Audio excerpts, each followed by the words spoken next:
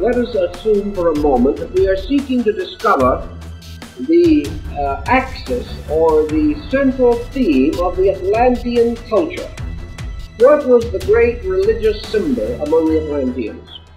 To them, the serpent was the symbol of God. Irish people claim that the first teachers of their race came not from the east, from Europe, but from the west, and that ancient robed priests came out of the ocean on the west coast of Ireland, and that these were the ones who instructed them. The Irish have a considerable folklore dealing with Atlantis.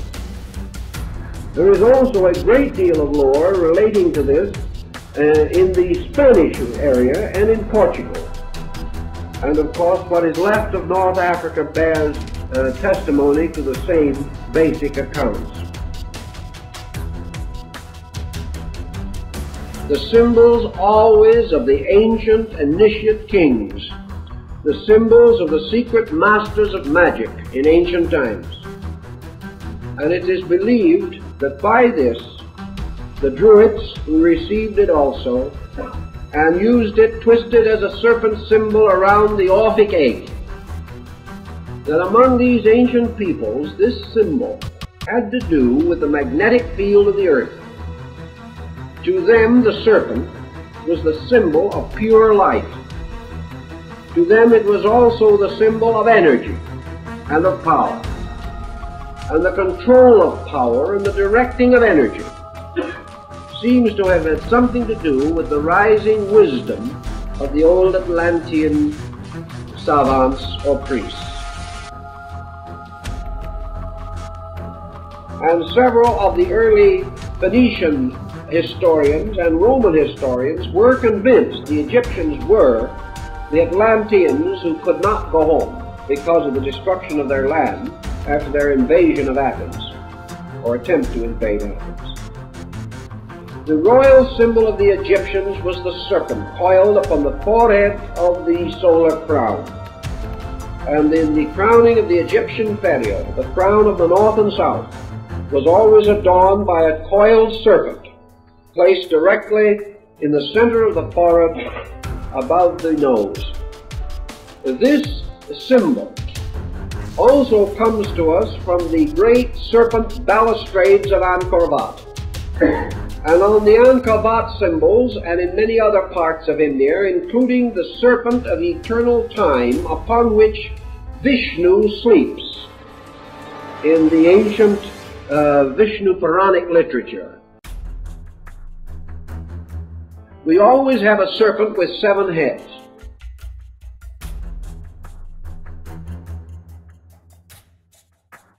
Now, Plato tells us that the Atlantic continent was composed of 7 principal islands, over which ruled 7 princes. We have already learned of the 7 heads of Ravan, king of Lanka, the Indian Atlantis. We have also constant reference to this peculiar septenary, the septenary of creating gods at the dawn of things. And we have the 7-headed Naga. We have the mysterious symbol, which many have firm conviction must have originally represented deity in the ancient Atlantean rites. We also know that this serpent appears wherever we have the motion of the so-called Atlantean or Mongolian culture. We have the mysterious serpents of Gobi. We have the serpent in the symbolism of Tibet and China. We have the serpent gradually metamorphosed into the 5-clawed dragon, the imperial symbol of China. We know that the dragon lore and the dragon symbol came more and more to be associated with the magician and the sorcerer. We also have the mysterious serpents of Latin America. Quetzalcoatl, the feathered serpent, was a good deity, not an evil one. As we have it among the Zunis and the Hopis, and even among the Navajo peoples. These symbolisms of the serpent we have generally associated with the serpent of evil, but even in the Bible we are told, "Be ye wise as serpents, and as harmless as doves." Every one of these groups of myths tell essentially the same origin story, that the peoples came from elsewhere, that they came with leaders who had led them from some previous location, that these leaders were responsible for the establishment of higher orders of culture in primitive areas. Thus, the natural or aboriginal peoples of these areas all insist that their cultures began with the advent of divine beings who came from remote places, from a long distance, from other lands. These remote beings did not resemble the people to whom they came. They wore different clothing. They spoke a different language. But in each case, they brought ideas. And from these ideas, the cultures of these local groups derived their impulse and their inspiration.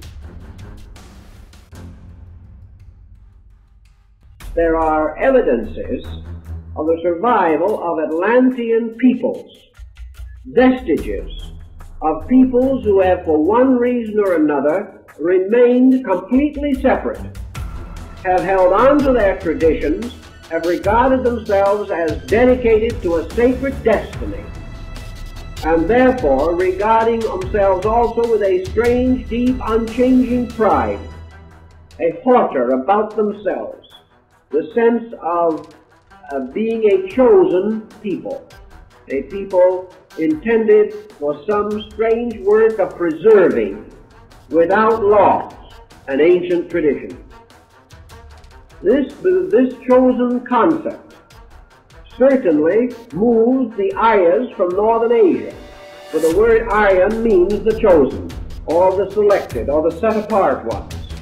But actually, we have much to support the belief that at a remote time, the progenitors of the Aryans, the Aryas as we know them, moved downward from the Trans-Himalaya, across the great Indo-Gangetic plain, through the great channels cut by the Indus, the Ganges, and the Jumna, and down these great plains moved a wandering nomadic people. This people was ultimately to conquer the world. This people was to supply the races with which we are most commonly concerned today. From the early part of these migrations came the great Arya Hindu race. From it also came the Persian, the Iranian. From it came the Greek and Latin, also the Celtic, the Anglo-Saxon, the Teuton, and finally the polyglot, which we call the American. These peoples all belong to this great Arya migration. This migration, moving downward from Central Asia, did not move into an uninhabited world. When these peoples met the original inhabitants of India, they came upon the Dravidians, a very ancient stock. And there in the world today, we also have ancient and mysterious stock, such as, for instance, the Basques and other culture groups, which cannot be traced directly either by racial structure or by language to any of the dominant cultures that we know today. These strange towers that look almost like Egyptian obelisks, except that they are circular. These towers belong to a kind of architecture which today is tied into the most elaborate folklore and legendary among a people who have become synonymous with folklore and legendary. The builders of the round towers of Ireland might have been Buddhist monks, for there is a record that Buddhist monks from Asia reached Ireland at a remote period. Asiatic migrants reached Ireland at a very ancient time. How long ago? We do not know. And as we mentioned earlier, the various schools of archaeology are in no common accord as to the primitive remains in Ireland and in the north of Scotland.